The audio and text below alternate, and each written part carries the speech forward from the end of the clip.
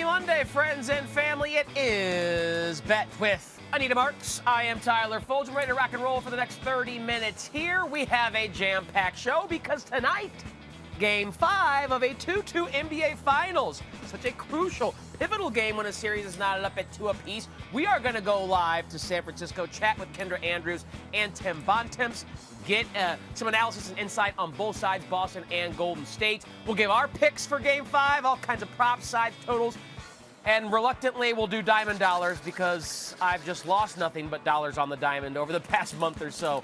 You hear what we have to say right now. Here's how you find us any time of the day, anywhere you are, with your smartphone, with your tablet, whatever.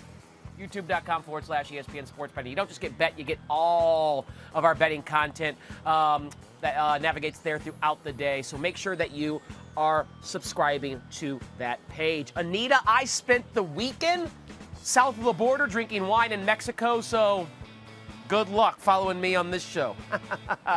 Let's start with Reaction or No Action, boo. We're going to get things kicked off with Reaction or No Action on the ice because the Stanley Cup Finals, they are set. The Tampa Bay Lightning looking for a third straight back-to-back lifting of Lord Stanley's Cup. The Avalanche just been steamrolling everyone in this postseason. 2-1 is the price you pay for this series to end in 6 games, no matter who wins. Reaction or No Action? I'm going to go action here. Listen, you know I'm from New York. This city was abuzz with the Rangers being in the postseason. Unfortunately, they could not advance to the Stanley Cup. But at the end of the day, Tyler, I'm sure you're in agreement here. We've got the 2 best teams that should be facing off. And this is going to be electric. This is going to be exciting. The fact that you have arguably the best goaltender in the NHL, along with going up against the Avalanche, who have, of course, the most explosive offense that could score 6, 7, 8 goals on any night. So I'm really excited for this series. I just don't have a great feel here in regard to who's going to win. Like great that the Lightning, you know, this is their 3rd time trying to win a Stanley Cup. I get it. They're coming in with a lot of momentum after beating the Rangers. The Avalanche have been off for quite a while. I'm going to sit back this first game, see how this first game goes, but I would put some action on it in 6. Who knows? You know, it could end in 6, it could end in 7. So I action here. I will put money on it. Yeah, I get what you're saying. I, too, have little grasp of how I think this series is going to play out because it is one formidable 2-time champion in the Lightning. You cannot take them lightly at all, obviously, but I'm a Blues fan, so I saw what the Avalanche did to the Blues. I've seen what the Avalanche have done throughout the Western Conference postseason and just steamrolling everyone. So they're wildly explosive. They have talent. The blue line, they have talent at the forward spot. Their goaltending is not Vasilevsky quality, but it's been good enough to. I think they've only suffered 2 losses in the 3 rounds, both against my Blues. So it should be a fun series. I'm going to say no action just because I want it to go 7 games, which, by the way, is the same price for this series to end in 7 games. It's also plus 200. It's 2-1. So I'll just pick the 7-game series because that's what we want on the ice. Maybe we can find some clarity on Wednesday's bet, Anita, because the Puck Daddy Greg Wyshynski will join us midweek here on Bet to further dive into this matchup and how he plans on wagering. So maybe we'll get a better feel for it over the next 48 hours, and maybe Puck Daddy will help us figure out how we want to wager the Stanley Cup Final. Well, let's move to Big League Baseball. The New York Yankees just keep winning games. Matt Carpenter, resurrected from the dead, just hitting taters out into the short porch and right field all over the place. By the All-Star break, the Yankees will be the World Series favorites. Right now, the LA Dodgers are still favorites at 4-1. The Yankees' second shortest odds at 5-1. But by the All-Star break, they'll be the Yankees, the World Series favorite. Reaction or no action? It's reaction. I know I said action with the last question. Yes, it is reaction to both. Why? Again, I'm here in New York. Talk about a buzz. Talk about an excitement. You got Aaron Judge, more than likely is going to win the MVP. This is a contract year for him because him and Brian Cashman couldn't get a deal done. Already 24 home runs on the season. On top of that, look at that lineup with Rizzo and Stanton. Everybody, Carpenter, everybody's getting a piece of the action. And mind blown in regard to this rotation. Who knew? You know what you get with Garrett Cole, but now we got nasty Nestor, right? Severino's dealing. So they are checking the boxes both on offensively and defensively with their lineup and their rotation, and Holmes coming out of the bullpen, man, making saves left and right. Who knows? Maybe they trade Chapman at the deadline and get some more help in some other places. I don't know, in the outfield where Gallo's batting 196. So yes, reaction here. Yankees are hot, man. Yeah, I agree. I think the Yankees will be the World Series favorite by the Midsummer Classic. Reaction for me as well. It helps that they're in a large market like New York, and it helps that people in New York can easily go to their phones now and make wagers from anywhere. So I think as people continue, especially Yankee fans, continue to see the Yankees keep winning games, and based on what you said and what I observe as well, I see no reason why they'll stop winning games. I mean, like I said, they just pulled Carpenter off the scrap heap, and he's turned into Babe Ruth again. So with Judge, Stanton starting to get going with this lineup, with the pitching, I think they're going to keep winning games. I think it's going to drive people to keep betting on them to win the World Series, which will have them overtake the Dodgers as the World Series favorite. Reaction for me. All right, finally, let's move to the NBA. Before we get to Tim Bontemps and Kendra Andrews, reaction or no action, Anita Marks, on Jayson Tatum going over on his turnover prop tonight, set at 3 and a hook. Reaction or no action? I'm going to go reaction here, right? Like 17 turnovers in game 4 for that team, and many came from Tatum. Keep in mind, this is the 4th cross-country game that this Boston Celtics team has had to play in six games, 4 of 6. That's a lot of travel. Fatigue setting in a little bit. On top of that, they're going to be in San Francisco, rowdy crowd. I'm going to go reaction here. I'm going to go no action. Tatum is a guy who, at this point in the series, has done a little bit more distributing, has done a little bit more in terms of playmaking for his team. I think in this particular game, he is going to try and lift the Celtics by being that scorer that can drop 30, can drop 40 points. I think he saw what Steph Curry did in his house. Now he wants to come back to San Francisco, get his FGAs up, shoot the 3, drive, get to the line, get to the rim. I'm expecting him to be more of a primary scorer, or at least have the best scoring game that we've seen from Tatum so far in this postseason. Not that that can't lead to turnovers, but I think instead of passing or dribbling to find guys, or passing and throwing passes that could turn into turnovers, steals, what have you, I think Tatum's going to be trying to get his shots up. Less likely to have turnover scenarios when you're just chucking the rock all the time. So if I'm right about that handicapping, I think that will lower the opportunity for turnovers. That's why I'm going under. Therefore, no reaction to over 3.5, even though I like the price and I like that he's on the floor all the time, and that fact that Golden State's defense is usually better at home. I'm going under here, so no action on Jayson Tatum and the turnover prop over 3 and a hook. All right.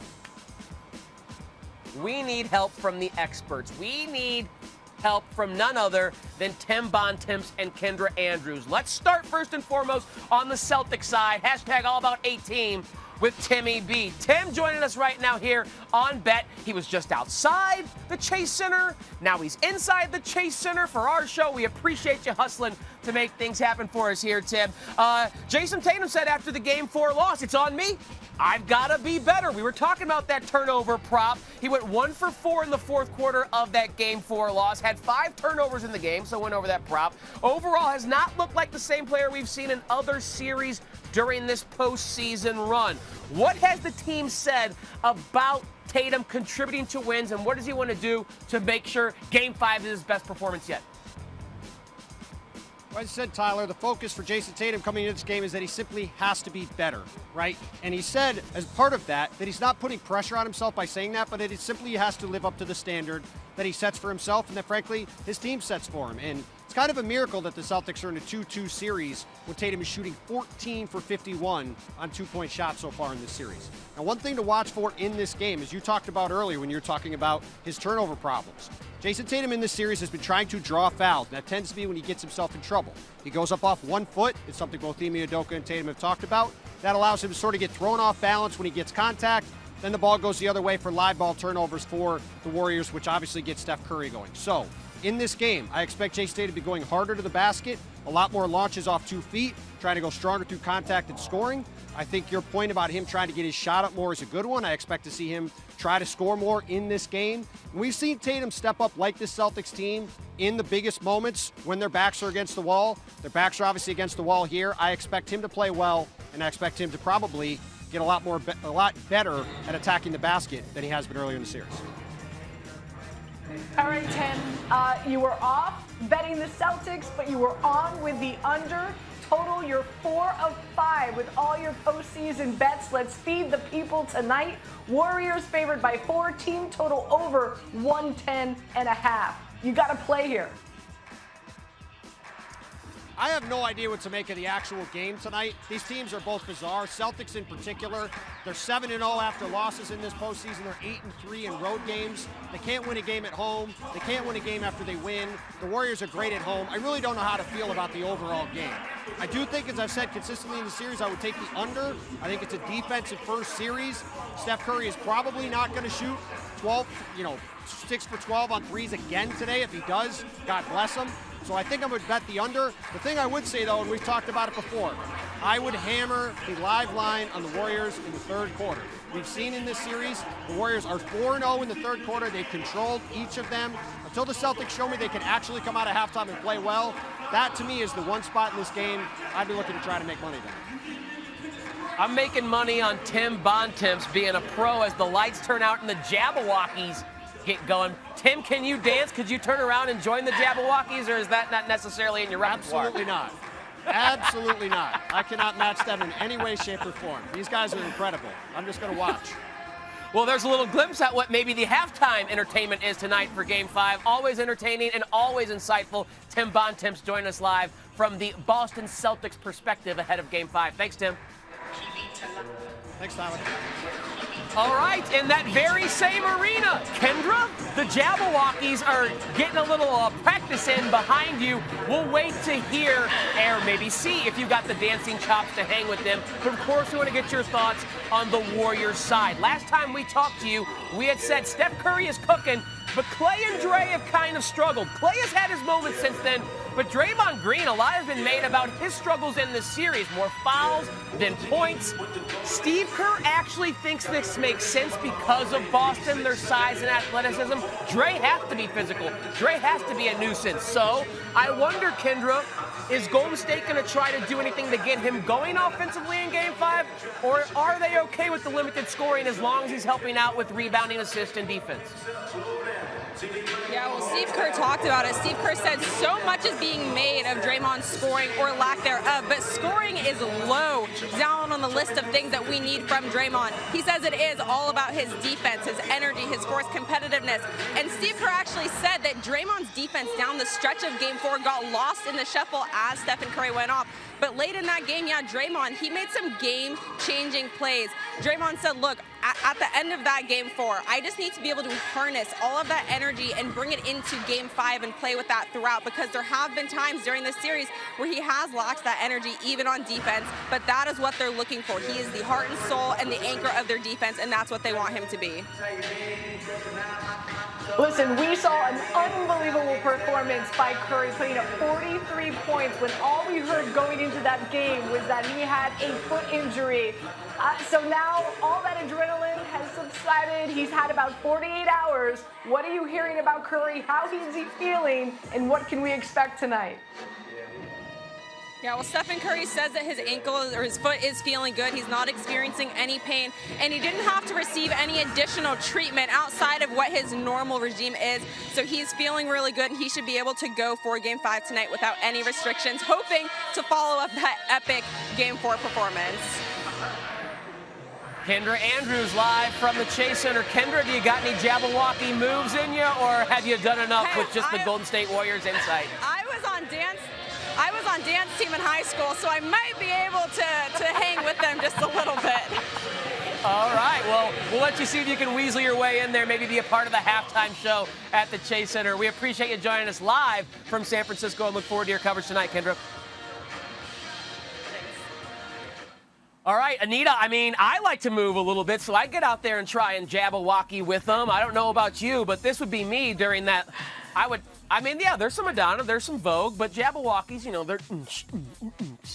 So I would definitely have tried to Jabberwocky my way through those live hits. But I appreciate Tim and Kendra. No doubt. True pros. With the lights going out and the volume and music turned up behind them, they were able to deliver great insight. Perhaps it can help us, Anita, as we try to handicap Game 5 tonight. We know the line. Boston is a 4-point dog. We know that the total's been dropping. It's 210.5. Let's start with side and total before we get to props. How are you looking at a game script there? What plays are you making?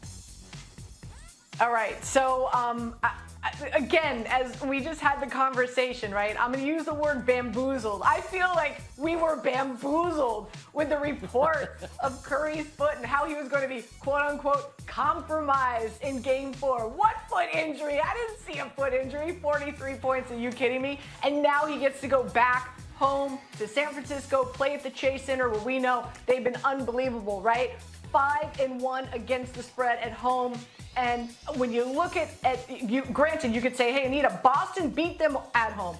Boston beat them in one quarter, which was really significant because they put up 40 points as opposed to 16. I just don't see that happening again. It is evident that the Golden State Warriors are putting more emphasis on defense, more emphasis on rebounding. And on top of that, I've got some concerns about Robert Williams. He played another 31 minutes in Game 4. He doesn't typically do that, play that type of minutes back to back. He came out with a few minutes left in Game 4. I'm sure he's going to give it a try tonight, but I've got some real big concerns about that knee. Does he play 14, 15 minutes? Does he play 30 again? That's a really big concern. So I'm going to lay the points with the Warriors. I'm going to take the Warriors team total over. I'm also going to take Boston in the second quarter because they got a plus 44-point differential in the second quarter. And I'm going to play the Warriors in the third quarter. Why? They're 4-0 straight up and against the spread in the third quarter. They are a third quarter team. It is the quarter where Curry and Wiggins have the most time together. And I think that's really significant as to why they dominate the third quarter, Tyler. Yeah, I'm on the other side as far as the game. I agree with Tim. I would rather have the points in my pocket with the Celtics at 4, even on the road where Golden State has been almost unbeatable. Of course, outside the one game they lost during this series to Boston. But they're a much better team at home than they are on the road this postseason. I think it will be a tightly contested, good game, but I like Boston having the +4 in this pivotal Game 5. I also agree with you and Tim that the Warriors in the third quarter is a play you just have to keep going to throughout the rest of this NBA Finals, because we've seen this trend not just in the series where, as you said, they're 4-0 straight up and ATS, but throughout this postseason they've dominated that third quarter. So continue to ride that process over results. I'm going to go back on that process because even though I like the Celtics in the game, I do think the Warriors will have one of those third quarter surges in front of their home crowd in a pivotal Game 5 that will be potentially a difference maker for them or for the Celtics. All right, now let's get to the prop market. I'm going to sit back and maybe we take a bathroom break here because I hear that you have about 7,000 props that you want to go through, so you won't need me. You really won't need me for a little bit here. What you got? I always need you, Tyler. But let's take a look. You're right. I do have that Cheesecake Factory menu. I can't remember the last time I was at Cheesecake Factory. I don't remember what their menu really consists of. But here's what my menu consists of. Curry over points tonight. Also, how about this? Consecutive three-pointers. 50% of Curry shots are from behind the arc, so why not? He hits 2 in a row. He's averaging 34 points a game, shooting 50%. I'm going back to the well with Wiggins over points and rebounds. Why? They need him rebounding. He had 16 rebounds in Game 4. Looney over 7.5 rebounds, same thing. Get this. But this past game, Game 4, you had a Warriors team. They had 16 rebounds that equated to 19 second chance points. That's crucial. They're going to need that again tonight. Rob Will, I'm going under points and also under blocks and steals. I'm worried about that knee. I don't see him playing 30 minutes again. And last but not least, I'm going over rebounds for Smart. He's averaging 4 a game, and he's playing almost 40 minutes. All right. I like that consecutive three-point field goal prop you had from Steph there. I hadn't seen that in the market, but that one at that price, I definitely like there, Anita. Good find. All right, not quite as offensive as I thought that list would be, but you found something for me that I might have to go dabble in. Here's what I have. You know me, I'm a minimalist. Just a couple here, one on each side. Jayson Tatum over 13.5 rebounds and assists. Again, we just talked to Tim about this, and while I do think Tatum is poised to be a little more aggressive in finding his own shot offensively, this is a guy we've seen have 13 assists in a game this series. This is a guy we know can grab 10-plus rebounds. Tatum will be on the floor, is my point, for at least 40 minutes in this game, barring foul trouble. As long as he's not in foul trouble in a crucial Game 5, now that it's a best of 3, winner of Game 5 wins a series 80+% of the time. I think Ime Udoka's going to have him out there as long as Jayson Tatum is willing to play, and we know he's willing to play 40+ minutes. So in this series, he's averaging 14.8 combined rebounds and assists. I think he can go over 13.5 here. And again, I'm going to fade Jordan Poole, who's been under 17.5 par in 3 of the 4 games this series. So even though he's back home where he should play better, I just don't like this matchup for Poole. I wonder if we'll see a little more of the other guys on that bench. But Tatum over in assists and rebounds, far under in points, assists and rebounds. That's the way I'm looking at this Game 5 prop market. Speaking of which, we can dive further into the prop market, but just do it through a different lens. Anita, how about you and I take our pick? We're going to look at a couple of props that we're posting side by side here, one on each side at least to start. You tell me which one you like, Anita, first and foremost. Who is going over his first quarter point prop? Jaylen Brown at 5.5 or Steph Curry at 8.5? I gotta go Curry here, right? Like 43 points, like I said in the first game. The pick and roll between him and Green and their ball movement has just been spot on. It's really causing fits for Boston. 2 days rest, man possessed. This is where legacies are made. I'm going Curry.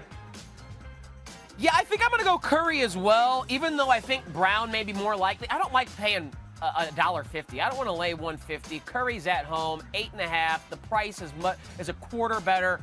I will lean towards Curry mostly because of the price, but I do think Jaylen Brown has at least 6 points in the first quarter. I think that's also a good bet. I just don't love the price there. All right, take your pick. Second quarter, last team to score in the second quarter. This is a fun one. Really no rhyme or reason, just a gut feeling. Warriors minus 115, Celtics minus 115. Which team has the final bucket? I'm going to go Celtics here. Just as much as the Golden State Warriors has dominated the third quarter, the Celtics dominate the second. Again, a plus 44-point differential in this postseason. In this series. So I'm going to go Celtics here. They own the second quarter.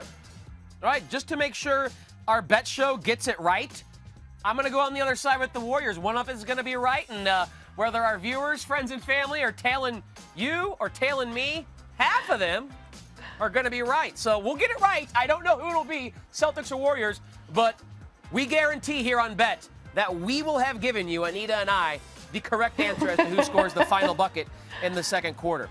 All right, Rob Will and Kevon Looney, a couple of bigs in this one. Which are you taking, Anita, to go over his rebounding prop? Rob Will at 7.5 or Kevon at 8.5? Yeah, I'm going Looney here. Again, I'll mention Rob Will. That knee was taken out early in Game 4. Played too many minutes, in my opinion, and Looney needed for the rebounding for Golden State. He didn't start. You had Kerr who started Porter over him. That only lasted a few minutes. Kerr was like, boom, you're out, get Looney in. And then he went off. He's a rebounding machine. Yeah, I'm with you as well.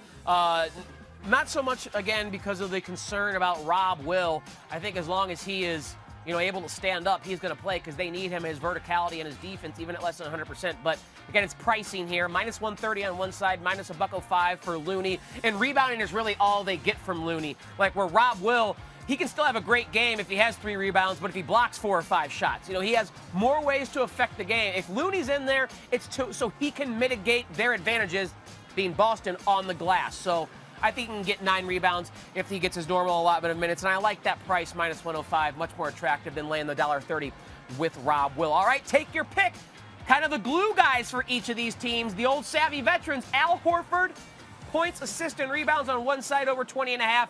Draymond over 21.5 at minus 105. Take your pick, Draymond or Big Al. Yeah, how can you not go Big Al here? Horford. I mean, Draymond Green only has, marinating this, 17 points in 4 games. That's it. The last 2 games, he's only put up 2 points. It's not like Horford is having an amazing series either, but definitely better than Draymond Green. Yeah, I'm with you. I think Al Horford, lower threshold, 20.5. Even though the price is 15 cents more expensive, I do think Al Horford has more paths to play in his normal allotment of minutes. We have to account now for the fact that Draymond Green in a close game may come out in the fourth quarter, or if they are trying to get back in the game and score points because they're down by a couple of possessions. Draymond's not really helping on that offensive side, so they'll sacrifice his defense for a little bit of offense. Bottom line is Al Horford has the lower threshold and I think a clearer path to his usual allotments of minutes. So I'm with you there. I will take Big Al. Take your pick over his par. All right, that'll do it for our look at Game 5 of the NBA Finals. Again, tonight, 9 Eastern, 6 Pacific on ABC. Can't wait to watch. All right, Anita. I reluctantly segue to what used to be my favorite part of bet throughout the week. Now it's become my least favorite part. It's Diamond Dollars. I can't buy a bucket. I can't throw a pitch for a strike. Here is the results from Friday. Anita, you did great. You had 3 winners and just 1 loser, so you got your bankroll back over the starting point of $100. You're sitting at $5.38 of profit. I was up near $200 about a month and a half ago. White hot to start the baseball season. But now I'm below our starting point with another L. The Guardians beat Oakland on Friday, but they beat them by just 1 run. So I hate this. I hate this game. You're hot, though, sis, so stay hot. Tell us what you got for Monday's edition of Diamond Dollars.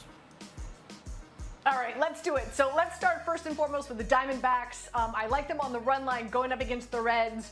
And here's why. Minor's pitching for the Reds. He's 0-2. Also, the Reds' bullpen has been compromised. 3 of the last 4 games, they've gone deep. And, oh, by the way, they've got the worst bullpen in Major League Baseball. Meanwhile, Kelly's on the bump for Arizona. Pitched 6 innings, only gave up 1 hit last time he went up against the Reds. And, oh, by the way, he's good at home with a 2.65 ERA. I'm also going to play our guy, Walker. Okay, they hit a home run and also an RBI. I'm going to use that Diamondbacks game and use a moneyline parlay along with the Blue Jays. Why? Blue Jays going up against the Orioles. Bradish, the rookie, is on the bump. He's going to have his hands full. 6.45 ERA. He doesn't have a lot of weapons in his repertoire. Really, all he has is a fast pitch that most Major League Baseball batters are using as batting practice. Toronto's averaging 7 runs a game, and they are the best hard ball hit team in Major League Baseball. So I'm going to play them as well on the run line. I'm going to go over 5.5 runs for them. Also, why not? Vlad hit a home run tonight at 3-1. And last but not least, give me some Altuve. Over in hits, over in total bases. He's great against left-handed pitchers. That's who he's going up against tonight against the Rangers. And Altuve, he went 3 of 5 yesterday against the Marlins. So he's hot right now. So I know it's a plethora. Brace yourself, but it'll make it a fun night watching the Major League Baseball slate. That's for sure.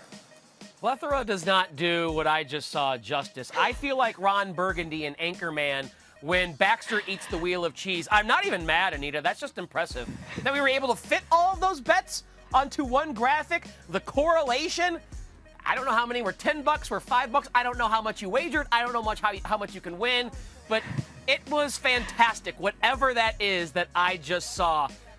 Whoever has to do the accounting on that, I feel sorry for him or her to figure out where your money is afterwards. But my word, that was wildly impressive.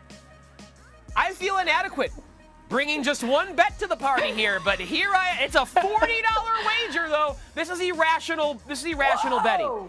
I've lost like $100 over the past, month and a half, whatever it was, no winning bets. So now I'm just angry and I'm trying to get it all back in one fell swoop. And I'm counting on my Cardinals to win on the run line tonight behind a rookie pitcher making his first ever start in Zach Thompson against the Pirates. What could go wrong? Plus 105 on the run line. I don't know. $40 will return me like 50, maybe 48. I don't know what it is. But I'm irrationally betting here to try and make up all the money I've lost, which is not a wise way to wager, but it's how I'm going to do it this Monday here on Bet. Blame the Mexican wine I drank this weekend, Anita. Just really quick, big shout out to Weimer. She's going to have to do the math. And also big shout out to McKinsey, who put that graphic together, Tyler. That's who did it. Those are the stars that really make this show happen. She is Anita Marks with a plethora of props. I'm merely Tyler Fulghum. Hope you enjoyed Bet. We'll see you back here on Wednesday.